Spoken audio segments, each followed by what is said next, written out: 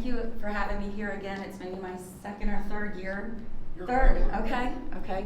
I'm Shannon Dill. I'm with University of Maryland Extension, and happy to share with you some of the results of our crop budgeting projects that we do each winter. And so to talk a little bit about what we found.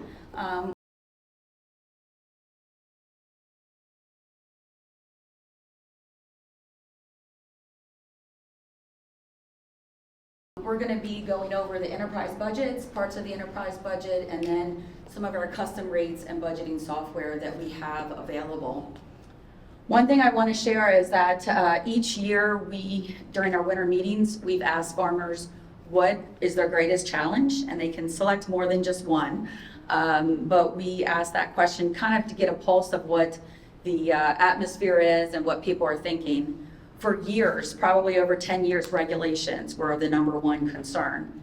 The last 2 years, input costs have been the highest. So 66% said input costs, followed by wildlife damage. So we're definitely see some very changes in the dynamics.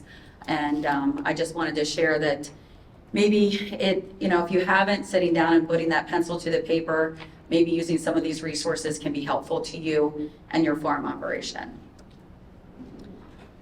So enterprise budgets, these are estimated costs. So we are going to put together, and what I'm going to share are gross income and costs for a enterprise, and then looking at what the net income would be. Generally, these budgets on a per unit basis. So our grain crop budgets are on per acre. You could do these per square foot. I've seen them per bushel, per pound, per hundredweight if you've got dairy cows. So when you go out and look at these budgets, you can find all different kinds. The sections generally include income, costs, and profit. So enterprise budgets are really helpful because they can help you determine the profitability of one enterprise versus another. They can help you understand the break-even costs, which is super important, and that's actually why we started doing these budgets, was because we were doing grain marketing workshops.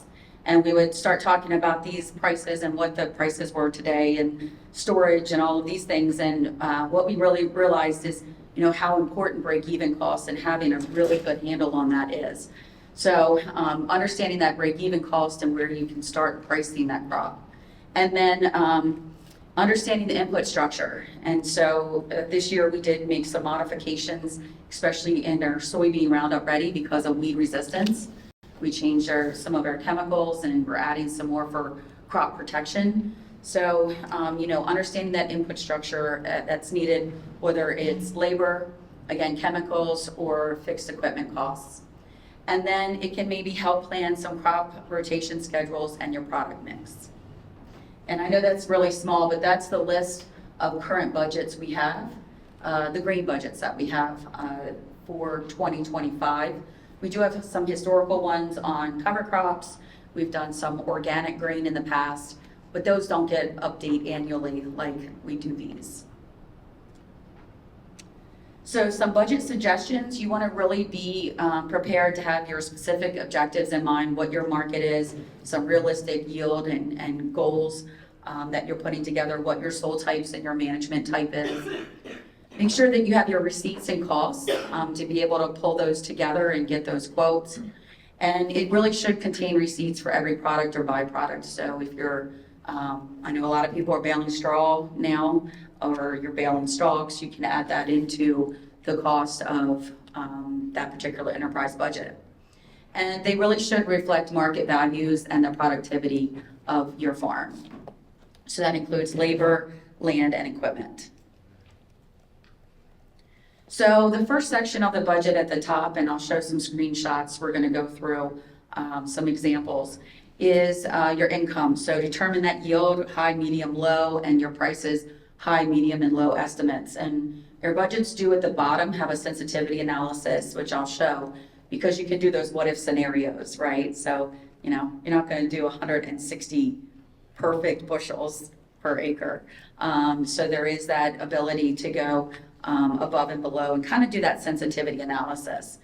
So for revenue, the expected or contracted price that you have, and then your expected or historical yield.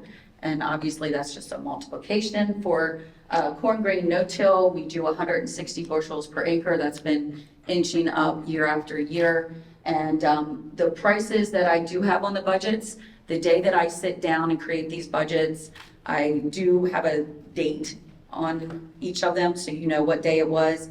I go out on CME Group and get the day's quotes. So these are Chicago quotes, December corn, November beans, and then July wheat. For the variable costs, these are expenses that vary with the level of output. So one more acre, more seed, more crop protection, more labor, more fuel. So we do break these budgets up into variable and fixed costs. And each year when we do these, we call 3 or 4 dealers. What we'll do is we'll get prices. We have an input sheet. That's the first page of our crop budgets. We have the input sheet and we average the costs. So we'll get seed costs, we'll get fertilizer costs, we'll get crop protection costs, and then we average those. Crop insurance, we get those costs and we average those as well. And don't forget to include, again, that labor and crop insurance, all of those things that you want to include and make sure that you're covering. I actually worked with a farm in Talbot County, and they include their GPS and some of their satellite software. They try to wrap that into their budget, so they're making sure that they're covering their expenses. So this is the variable cost items that vary with the level of output. So you can see again, following that corn grain, no-till, non-irrigated. So you'll see our listings of the different crops as well as production practices. And then we've got your variable costs next. And after our variable costs, we go to our fixed costs. These are fixed expenses that do not vary with the level of output. So you've got to pay these whether you grow 2 acres, 5 acres, 100 acres, 1,000 acres. This is your overhead. So building costs, machinery costs, these are very important to account for because you want to be able to replace this equipment. So if you're not covering your costs and looking at those fixed costs, being able to do any type of replacement, repairs, maintenance is extremely important. So they really should be allocated over the enterprise. And they vary by farm just because, you know, maybe I have used equipment or I paid off a farm or maybe I bought a new piece of equipment. So the fixed costs I think are very, very different farm to farm. I think the variable costs are maybe more in line with what you may be paying because that was local quotes that we got. For allocating the fixed costs, there's a couple different ways that you can do that. Again, make sure you're looking at those fixed expenses. We know overhead can really hurt a farm, those monthly bills that are due and what needs to be done. So be sure that you're allocating those. And this is just an example. We did a couple case studies a number of years ago, and this was how we determined how to allocate. We know custom rates are great. Nate and I love our custom rates, but if you can look at maybe a tractor, so this would be a list of field equipment, and then the life expectancy, what the per year charge would be, and then what your percentage of use on each of those 3 crops. So that's how this is kind of broken down. And so you would divide out corn, soybeans, and wheat, and you could allocate those expenses to those acres. And this way you're at least trying to make some decisions on your equipment costs. So for our crop budgets, we used custom rates. That's the easiest way for us to be able to put these budgets together. For those of you who did complete the custom rates, we really, really appreciate it. We need good rates. We need a nice number of rates so they're representative of what you're actually could be paying or what the costs are. So each of the ones, so an example is our poultry litter. We do have a budget of corn with poultry litter. We've got expenses related to manure hauling, manure spreading. This one is the corn grain no-till, and you can see we've got our different applications and what a fixed cost would be.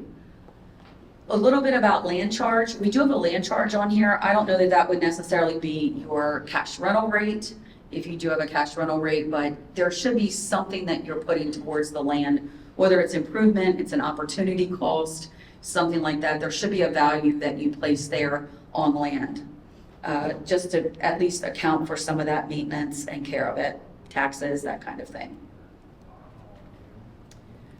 So this is the net income and sensitivity analysis. So at the bottom of each of the budgets, you'll see a sensitivity analysis. For yields, it's 25% above or below the quoted yield. And then for price, it's 12% higher or lower. Thinking, what if yields aren't as high? What if prices go up? That kind of thing. So all of these are built in. When you go to the website, there is Excel spreadsheets as well as PDFs. So if you use the Excel spreadsheet, those are really nice because you can make those edits and those calculations happen right in that document. If you're curious what kind of assumptions we use, we do have a list of those. It includes like fertility, what we were assuming. So we're assuming medium fertility, where the hauling would be, and then concerns related to resistant weeds. So anybody that's doing field crop rotations, that's been a big change in our crop protection, is the weed resistance that we're seeing. So for the break-even analysis, again, this is for corn grain no-till, non-irrigated. We have our fixed cost plus variable cost, and then divide it by your units of production, and you can get a break-even cost where you want to start marketing at.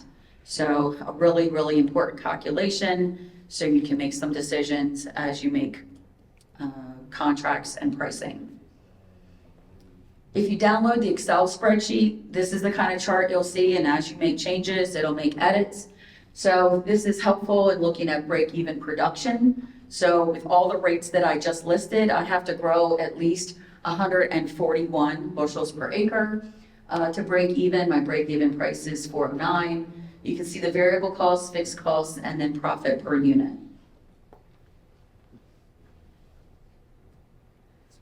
So this is a summary of our costs. We do track just these 5 over years.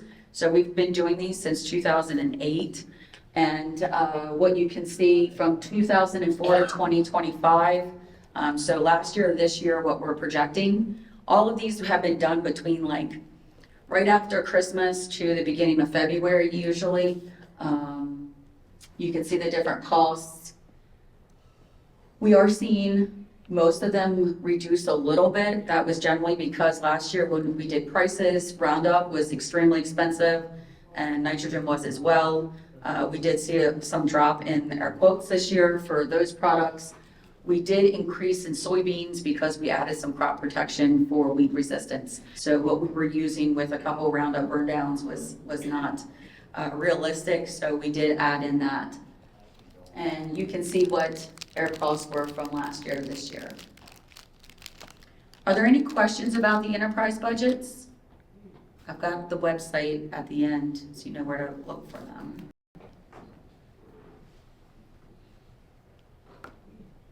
Okay. So we do vet these, again, with private industry. We vet them with our agronomist, our weed specialist, and then a team of agents that kind of go through this and say, okay, this is realistic, this is not. So we make those determinations. Any input on adding some budgets, we would love it. We did a sorghum years ago. We've added, we used to do some Liberty budgets or extend budgets. So if there's any ones that you would like, just let us know and we can work on that. The next resource that I'd like to share on the website, if you go to our grain marketing page, is the cash rental rates. This is a very popular number that we get calls for all the time. And so it's published at the end of the year. So you're not going to see 2025's rental rates. It's reported as what happened.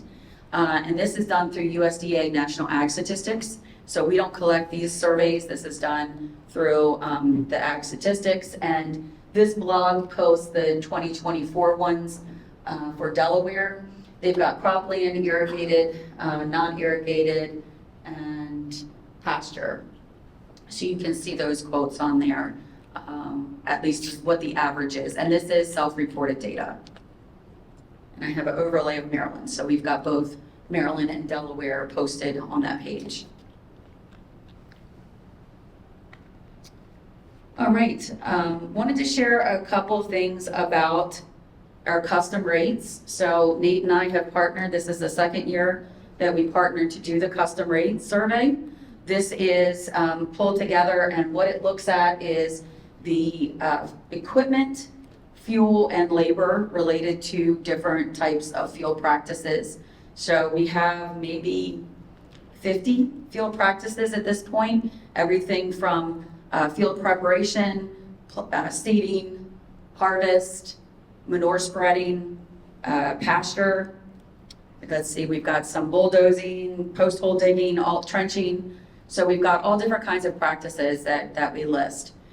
These are only as good as the results we get. So again, we would appreciate reporting on those when you get those.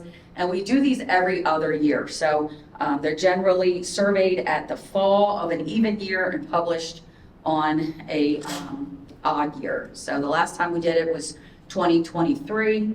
We had about a 5% increase, and that's kind of been knocked down by our equipment costs. We saw those decline. Some of the excavating and bulldozing went down this year compared to 2023's, but we saw significant increases in our field and farm production practices. So you can see field preparation, we looked at 16% increase, planning costs 14%, labor costs rising 11%. So all of those are broken into, they're grouped by all the different field practices, and you can find that full listing. It's about 6 pages on our website. It also does a comparison of the last 5 years. So I think it goes back to 2015 or 2017. Can't remember how many we have on there right now. We do list the min, so that's the lowest number we received. We have the max, which is the highest number we received. We have the median, which is the center of those two, and then we have the average. So this is reporting the average.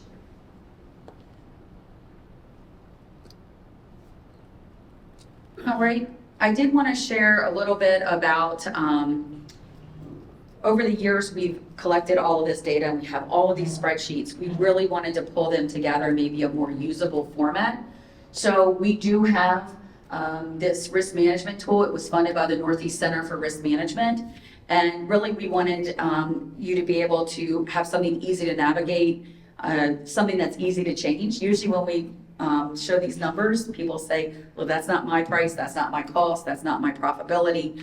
So the nice thing about this, if you don't love to work in Excel, if you want to try something other than pencil and paper, we do have this online tool, which is a really great way to look at your enterprise budgets. It pulls in all 3 things that I just talked about. So crop budgets, the custom rates, and the cash rental rates. And it puts it into kind of one software tool. We are currently putting in the 2025. They should be done fairly soon. So we have all of those new numbers in here. So it's pre-populated. So a lot of times some of these tools, they're blank. They don't have anything to start with. And so this already pre-populates with our grain crop budgets. And then you can make those modifications based on your farm and your costs. So it's called the Maryland Grain Marketing Budget Planner. And I would say that you're probably as close to these prices. Your prices are probably closer than what maybe Southern Maryland or Central or Western Maryland's paying. So this would work really well for your farm and grain operation. So you can log in or create an account if you want. If not, you can just start adding the field. And I'll show you a couple screenshots. So what it did is, this is the Excel version of the field crop budgets. What we did was we created a web-based template, and you can see up top there, it's got the different setting up a field and then adding in the fixed and variable costs, and you work right across those top tabs to add in your costs. I kind of like that it gives you timely feedback on your operation values, so you can make those edits as you go. You can put in a size of a field, so our budgets are on a per acre basis, but you could put in, you could name this, Smith Farm 2, and maybe that production is a better farm than back 45, right? So you can make those edits based on your crop. You can save those fields. So here's the field name named Demo. We have a field size of 115 acres. And then I can toggle back and forth between per acre and whole field. There's also some graphing and visualizations, which is, again, kind of nice to get a really good handle on your production practice. We did load all of these budgets in here, so you can go back and do some what ifs. We wanted these numbers to live somewhere else because we get a lot of calls about historical prices and costs. I will say my disclaimer, my economist disclaimer is it's not inflation adjusted. And over the years, we've made modifications. So I said, your yield has inched up over the last 10, 20 years. We also have seen our population increase. So one year we had a big spike in corn because we increased in our seeds per acre. So definitely not, it's kind of staying on that constant during the winter months, but it's not been economically adjusted, put it that way. These are real numbers. So our grain marketing planner, this is kind of the homepage when you get there, and I'll just do a walkthrough kind of demo of what this looks like. And you can, again, track how things have changed over time. You can create a login if you want. It is private. If you want to come back to it at some point. And you would add a field budget. And then these are the counties right now. You could pick Caroline or Dorchester County if you wanted to use one. All that's going to do is bring in the cash rental rate for that county. So you can make that modification for your cash rental rate. You're going to then pick a crop. So we've got, again, some irrigated, non-irrigated, wheat and soybeans. We've got some cover crops built into there if you have cover crops that you planted. And let's see here. You can then go to the end where you, again, get that break-even analysis. So if you remember that yellow box I showed earlier, this does it in the grain marketing tool, or grain budgeting tool. And this is per acre. Again, you can toggle back and forth between how many acres you have. So, and then it shows you the sensitivity analysis if things change. So again, this is just digitized for people maybe that want to try something a little bit different than Excel and want to be able to do those calculations. Maybe you're like me and you mess an Excel spreadsheet up a lot with formulas or making sure the formulas are correct. So this could be helpful as well. This is a QR code where you could go directly to the software.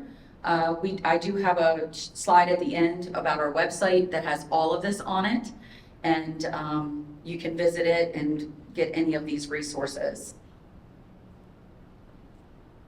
What I also like about this is you can save, so you could export it to Excel if you wanted to save something.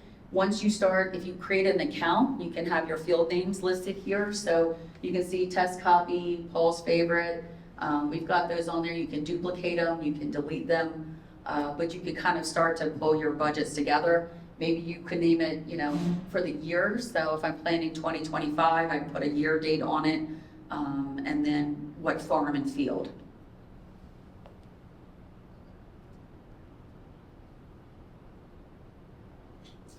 So again, we did use this, we created this with a team. Nate's helped pilot test it.